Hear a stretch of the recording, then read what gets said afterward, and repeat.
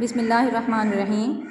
अस्सलाम वालेकुम nursery class, कैसे हैं आप सब? उम्मीद है सब खैरियत से होंगे और अपने अपने घरों में महफूज होंगे।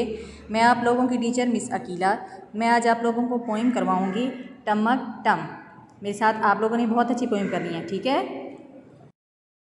आज की हमारी पोइम है टमक टम। टमक टमक टमक टम, तेरी चिड़िया की एक दुम, मेरी मैना के दो पर, एक इधर और एक उधर, तेरी चिड़िया शोर मचाए, मेरी मैना गाना गाए। एक दफ़ा फिर पढ़े मेरे साथ।